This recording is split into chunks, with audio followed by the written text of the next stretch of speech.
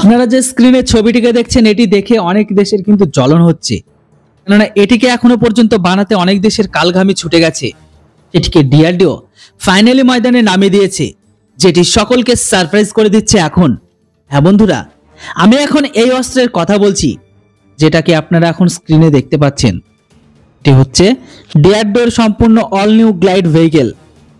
এখনো পর্যন্ত আপনারা শুনেছিলেন যে ডিআরডিও হাইপারসনিক মিসাইলের উপর কাজ করছে, কিন্তু সেই মিসাইলটা দেখতে কেমন হবে সেটাকে আপনারা একটু ভালো করে দেখুন। 16 চাকা গাড়িতে যে হোয়াইট মিসাইলটিকে দেখছেন যেটিতে ডিআরডিও লেখা আছে, এটাই হচ্ছে ডিআরডিও হাইপারসনিক গ্লাইড ভেহিকেল। আসলে ইন্ডিয়ান ন্যাশনাল সায়েন্স ডে এর দিনে DRDO aeronautical society of India বিজ্ঞান ভ্রমণ নামে একটি 3 দিনের এক্সিবিশনকে চালিয়েছিল, যেটিতে প্রায় 2000 উইপন স্টলকে লাগানো হয়। আর সেই উইপন স্টলে ছোট ছোট অস্ত্র থেকে শুরু করে বড় বড় অস্ত্রকে রাখা হয়েছিল, যেমনটা আপনারা ছবিতেও দেখতে পাচ্ছেন। যদি আমরা হাইপারসনিক মিসাইলের কথা বলি, তাহলে এটা হচ্ছে ডিআরডিওর এইচজিবি একটি ফুল প্রোটোটাইপ, যেটিকে সমগ্র ভারতবাসীকে দেখানোর জন্য রাখা হয়েছিল ভারতের ভবিষ্যতে হাইপারসনিক মিসাইল কেমন হবে।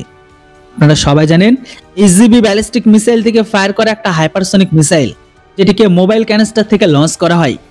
এই মিসাইলটি চীনের DF-70 সাথে অনেকটা মিল খায়, কিন্তু এর স্পিড রেঞ্জ চীনের থেকে অনেক বেশি।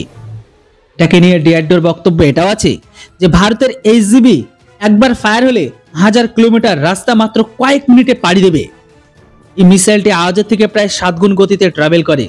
যেহেতু ওটা আকাশ থেকে ফায়ার হবে, তাই এটিকে ডিটেক্ট করে ইন্টারসেপ্ট করা শত্রুর জন্য সত্যি ডিফিকাল্ট ব্যাপার। এখনো পর্যন্ত এই মিসাইল সম্পর্কে কোনো জানকারি দেওয়া থেকে বারণ করে দিয়েছে ডিআরডিও। এতটুকু অবশ্যই বলেছে যে কয়েক মাসের মধ্যে উড়িষ্যার তটে সমস্ত ভারতবাসী এই মিসাইলের আরো একটা পরীক্ষা দেখতে পাবে। হয়তো হতে পারে পরবর্তী ডিফেন্স এক্সপোতে এর প্রোডাকশন ভার্সনকে আমরা শো করতে পারি। ডিআরডিও এটা পর্যন্ত বলেছে এই মিসাইলটি চীন, পাকিস্তান আর ইউরোপের হুঁশকে অবশ্যই উড়িয়েছে, কেননা তারা এখনো পর্যন্ত এই হাইপারসনিক মিসাইলকে নিয়ে সঠিক সফলতা পায়নি। সেখানে আবার আমাদের যে ডিআরডিও এইচজিবিকে নিয়ে 2টো সফল টেস্ট করেছে। আর ব্যালিস্টিক মিসাইল থেকে কোনো হাইপারসনিক মিসাইলকে লঞ্চ করা এই টেকনোলজি আজকের দিনে গোটা বিশ্বে হাতে গোনা মাত্র কয়েকটি দেশই বিকশিত করতে পেরেছে, যেটা ভারতের জন্য অনেক বড় গর্বের বিষয়। তাই কমেন্ট বক্সে একটি জয় হিন্দ মাস্ট লিখবেন। Thanks for watching. জয় হিন্দ, বন্দে মাতরম।